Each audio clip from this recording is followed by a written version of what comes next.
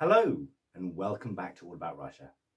My name is Andrew and today we're going to be looking at a dwindling ethnic group located in the forested realm of northern Udmurtia, the Besermyane. The Besermyane are a Finno-Ugric people who primarily reside in around 10 villages in northern Udmurtia. Known as the Kereshin to Tartars, the name Besermyane originally comes from a complicated Islamic past. As of writing this, there are a little over 2,000 Besermyane in the Russian Federation, with no sub-ethnic groups to speak of. Whilst having no de facto cultural capital, the village of Shamadan might be considered their cultural centre due to the high proportion of Besermyane in that village. Given the small number of Besermyane themselves, there are no sub-dialects to speak of, as they themselves speak a dialect of the Udmurt language. The Besermyane dialect is in the Udmurt branch of the Permic group of Uralic language families. Their dialect incorporates aspects of the Tartar language, hinting at their complicated past, but is generally comprehensible to other Udmurt speakers. They use the standard Udmurt writing script established in 1939 in the Cyrillic form, which we will explain more about in our video on the Udmurt people.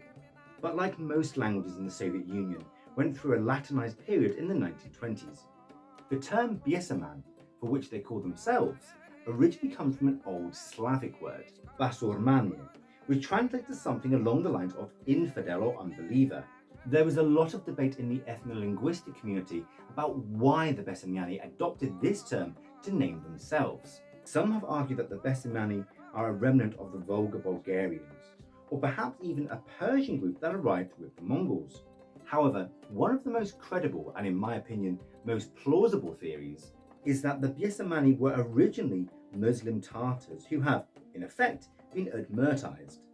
The argument, in accordance with Besermyane tradition, is that they originally inhabited the lower Volga along the Kama River in the modern-day Tatarstan Republic, but were driven north during the invasion of Tamerlane in the 14th century. Being Muslims around a sea of pagan Udmurts, they stood out, and this is where the term Besermyane, or infidel or unbeliever, came from, applying uniquely to this religious group. It is thus theorized that they kept this term to honor their ancestry. Irrespective, the first mention of the Besermyane actually comes from the 13th century papal report by the missionary Giovanni Carbini, who cites the Besermyane as being subjects of the Mongols. As we have said, this is an old Slavic term meaning infidel or unbeliever, and thus it could apply to a spectrum of people who may have nothing to do with the Besermyane we are talking about in this video. As mentioned earlier, Besermyane tradition holds that during the 1390s, the invasion of Tamerlane actually forced them to flee north for safety in the forests of modern-day Udmurtia. Whilst much of this early history is unwritten, at some point they became subjects to the Khans of Kazan, paying a tribute in cattle. This is because the Besermyane were an agricultural and pastoral people rooted along the Cheptsa river. When, in 1552, the Russians overthrew the Khan of Kazan and annexed his realm, messengers to Sophias were sent out by the Tsar to get an idea of what his new lands entailed. As we mentioned in our video on Chuvashia, check that out if you haven't, there was a long period of revolts against the Tsar by peoples who had formerly been under the tributary system of the Khans of Kazan. However, we have no written records that indicate the Besermyane were actually involved in these revolts at all, they themselves being quite far north.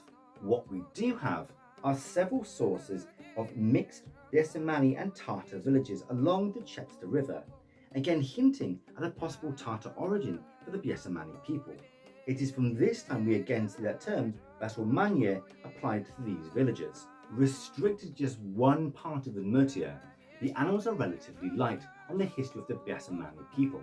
We do not know how they accepted this rule, nor whether it actually changed their lives in the slightest. What we do know is the next significant change occurred in 1731, when the Russian crown authorized Orthodox missionaries to convert the pagan peoples of the forested Volga region. Whilst there are accounts of unrest from the Udmurts in the south, we have little record of how the Besermyane received these missionaries.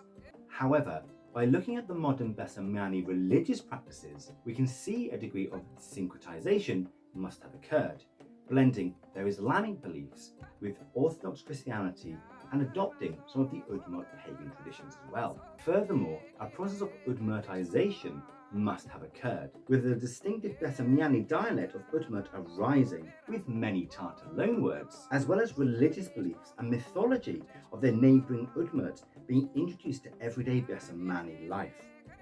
In 1897, the first and only Imperial Russian census was held.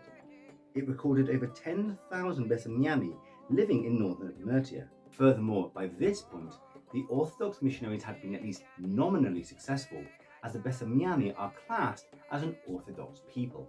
2 years later, the 20th century arrived in the Besermyane villages, as a railway line linked the nearby town of Glazov to the rest of Russia. This, in a sense, was both a blessing and a curse for the Besermyane people, as it allowed their young men and women to travel across the Russian Empire looking for work in the cities and towns of Imperial Russia. But it also took them away from the villages, from their cultural and spiritual heartland. Besermyane society was, and still is, largely agricultural, with large family groups and extended kinship groups as well. As people left for other better paid work, so too did the families shrink, and this already small ethnic group began to dwindle.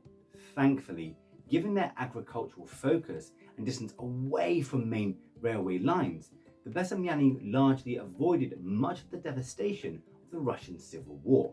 That is not to say they were entirely left alone, however, and throughout the war, raiding parties from both the White and Red Army arrived at Besermyane villages to requisition food and occasionally men for the army. If the railroads could be considered the first blow for the Besermyane people, collectivization might well be classed as the second. Collectivization made the Besermyane in mixed villages, of which there were many, work the land with the larger Udmurt and Tatar neighbours, unable to reach out to their distant cousins in different villages. This partly isolated the Besermyane in those mixed villages and helped to erode their identity further.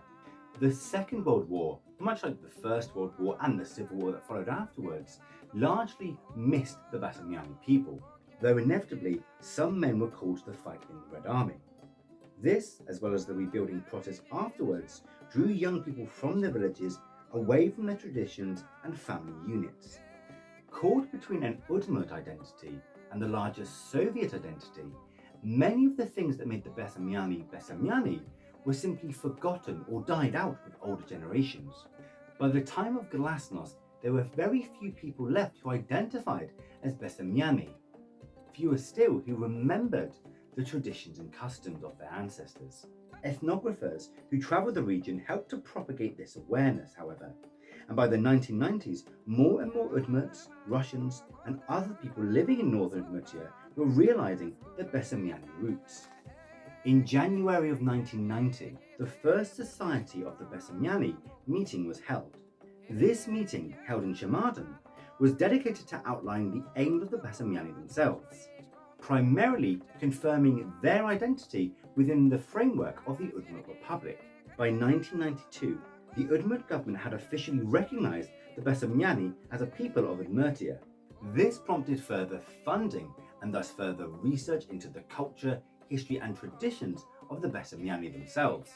As of the new millennium, the Besermyane were included in the official data on ethnic minorities in Russia, which enabled them for certain cultural grants and benefits. However, the greatest threat to Besermyane today is the simple fact that those same villages that were the foundation for the cultural revival are being abandoned.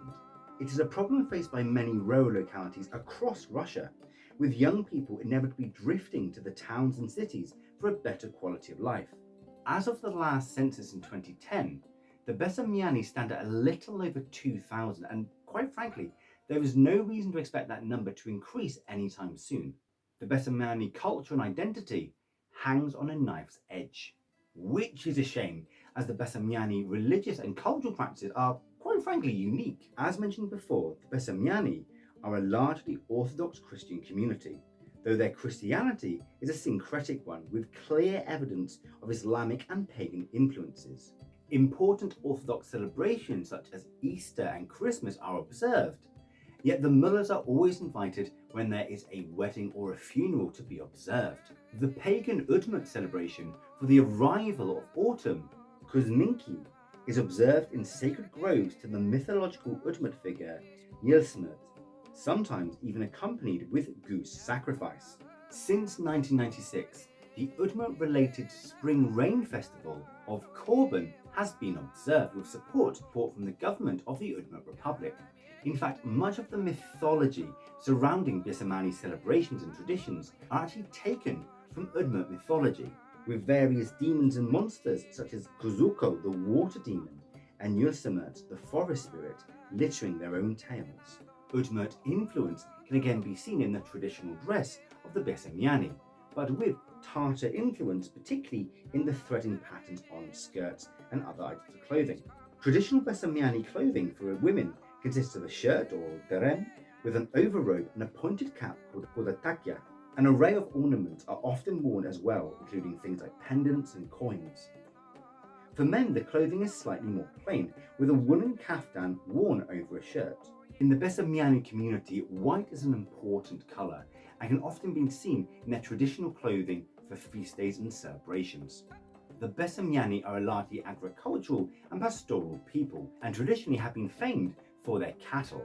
Like the Udmurts, they brew beer, harvest honey, and eat various staples such as meat and vegetable stews, as well as, of course, porridge. Yet Tartar influence can be found here too, as horsemeat is a delicacy among the Besermyane, eaten at weddings and official events. To summarise, the Besermyane are a tiny community nestled deep in the Volga region along the Cheptsa river. Theirs is a history of myth and mystery, surrounded by larger, perhaps more culturally dominant ethnic groups, and it's hard to say what the future holds for them. My name's Andrew, thank you for watching. Up next are the Buryats. Paka!